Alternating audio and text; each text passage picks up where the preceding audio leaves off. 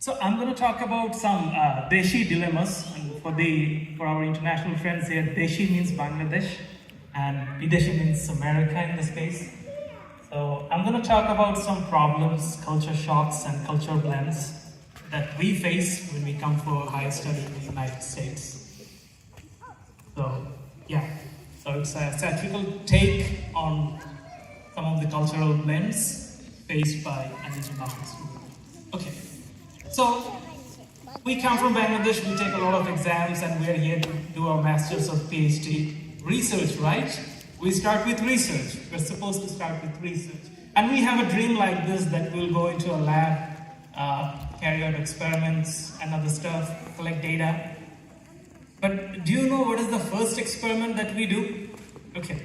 It goes something like a thermodynamically regulated process for the optimization of organic substrate towards enhanced sensory palatability. Okay, in other words, cooking. Okay, trust me when I say this. So, Bangla boli, researcher age ranna. That's how it starts. Okay. What happens after that? Hangouts. Okay, we are here in US. Okay, let's go to some place. Let's go to some restaurants. Okay. Let's take some photos and other stuff. Where do we go? We go to American places. Okay, cool places, take cool photos. But deep inside, we long for that chai tonger dukan. Okay.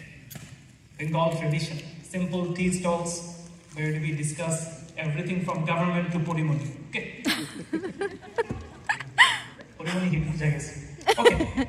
So what happens after that? Okay, style. Here in America, we have all the designer suits, luxury watches and everything, and we want to be the next James Bond. Okay, why not? Everything's available. Okay, we do that. We take the suit, we do presentations, but when we come back home, you know what the real thing we miss? Is the lungi. Okay. Imagine the airflow. Okay, suits cannot beat that. Okay, right?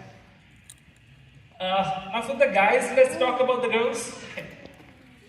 So for girls, glamour, shopping, and trying different sorts of clothes, American, Bengali culture, like it's a lot. I mean, the social media influencers. Okay. So one thing comes to mind. Hey, one of the famous actors. Okay, raising the social media by storm. Okay, and there's a reason this is a passport-size photo. Okay, but then again. Do you know what makes Bengali women dress the most beautiful? Yes. Who is that? Yes. Thank you. Thank you. And for obvious reasons, this is a special person. Okay, she's sitting right there. What's next? Import. Okay. So when we're in Bangladesh, we talk a lot about, okay, this watch is imported, this iPhone is imported, this sunglasses Ray-Ban, this Louis Vuitton bag and other stuff. Okay, we used to import those stuff in Bangladesh and try to look cool. But when I'm in America now, do you know what I import now? Any guess? Mosla. Yes. Hollywood morich, jeera dhania, garam masala, ittadi. But in some cases, there is an important thing that I recently saw that one of my students, he got a scholarship, he's coming to the US, and his friends gifted him something that is so important that he wants to bring it from Bangladesh while he comes. He doesn't want to import even. Okay, so it's that. Okay, but it's coming with him to the United States. Thank you. But I have more. Okay. Finally, it's time for some research. Okay, all we say, enough is enough, fun's over. Now you have to do some research. Okay. Now time for, MATLAB, Python and other stuff, writing papers in overlays. Okay. Again, before this research, you have to do another research. Okay. And it goes something like this: leveraging web-based solutions for delegating computational and typographic tasks in an academic context, or basically using ChatGPT and copy paste.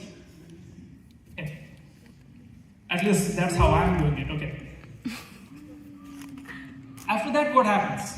After that, we remember something that we said, that after completing my higher studies, probably which we're finishing up, I'll return to my country. But then again, something else comes to mind. Okay. But at this point, at least I started to think back and question myself that who am I actually when I'm doing higher study in US? So let's break that down for a little bit. I think it applies to many of us. So we're doing higher study in US. So we had more or less good grades, okay. And we were good at communicating stuff, IELTS, GRE, writing papers, English, so we were good at that. And we wanted to do some public service. I mean, whatever we do, our research, so we wanted the people to be beneficiary for that, okay. So what happens is that if you have good grades and public service and communication skills, you come to the higher study. But what's important is what's around us. That's what defines us. Okay, let's have a look at that. So what happens if you have good grades and you want to do public service? Join the BCS. IELTS, GRE, then if you have good grades and you have good communication skills, but you're not really into public service, you go into corporate, okay? You're more about the public money rather than the public service, okay? And what happens if you have communication skills and you want to do public service, but grades are, any guess? Right. So that's our sweet spot right there, between government service, corporate, and politics. Okay, so that's who we are. Which brings me to some criticism. What is our service to the nation? What is our service to Bangladesh? Are we not the product of brain drain? Are we not causing development for the US economy? Yes, we are. What is the service to the nation? Service to the nation can take many forms. Can take the form of your degree elevating the academic status of Bangladesh. Can be your remittance enriching the economy of Bangladesh.